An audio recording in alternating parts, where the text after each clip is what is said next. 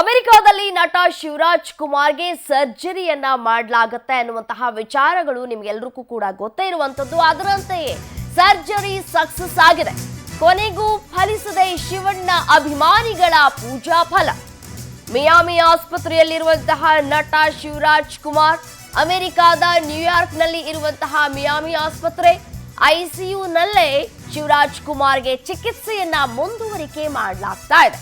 ಸುಮಾರು 6 ಗಂಟೆಗಳ ಕಾಲ ಆಪರೇಷನ್ ಅನ್ನ ಮಾಡಿದ್ದಾರೆ ವೈದ್ಯರು. ನಿನ್ನೆ ಸಂಜೆ 6ರಿಂದ ರಾತ್ರಿ 11:30 ತನಕ ಸರ್ಜರಿಯನ್ನ ಮಾಡಲಾಗಿದೆ.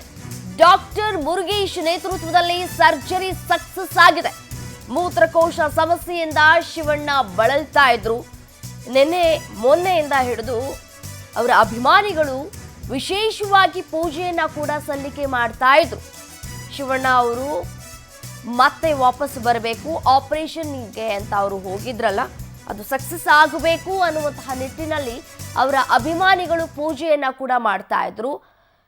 ಸಾವಿರಾರು ಅಭಿಮಾನಿಗಳ ಪೂಜಾ ಫಲ ಇದೀಗ ಲಭಿಸ್ತಾ ಇದೆ.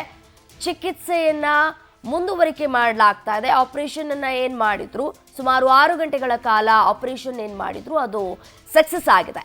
ನಿನ್ನೆ ಸಂಜೆ 6ರಿಂದ ರಾತ್ರಿ 11:30 ತನಕ ಸರ್ಜರಿಯನ್ನ ಮಾಡಲಾಗಿತ್ತು. ಡಾಕ್ಟರ್ ಮುರುಗೇಶ್ ನೇತೃತ್ವದಲ್ಲಿ ಸರ್ಜರಿ ಸಕ್ಸಸ್ ಆಗಿದೆ.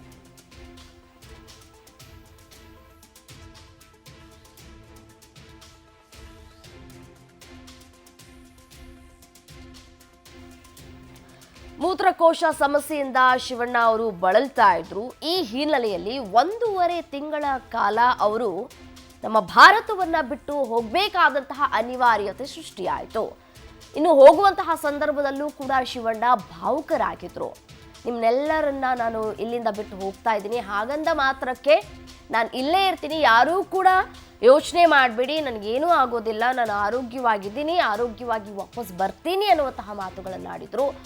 ಒಂದು ಕಡೆ ಧೈರ್ಯವನ್ನು ತುಂಬುವಂತಹ ಕೆಲಸವನ್ನ ಮಾಡಿದ್ರು. ಅದರಂತೆ ಇದೀಗ ಅಮೆರಿಕಾದಲ್ಲಿ ನಟ ಶಿವರಾಜ್ ಕುಮಾರ್ಗೆ ಸರ್ಜರಿ ಮಾಡಿರೋದು ಸಕ್ಸಸ್ ಆಗಿದೆ. ಸುಮಾರು 6 ಗಂಟೆಗಳ ಕಾಲ ಸರ್ಜರಿಯನ್ನ ಮಾಡಲಾಗಿತ್ತು. ಅದು ಕೊನೆಗೂ ಸಕ್ಸಸ್ ಆಗಿದೆ.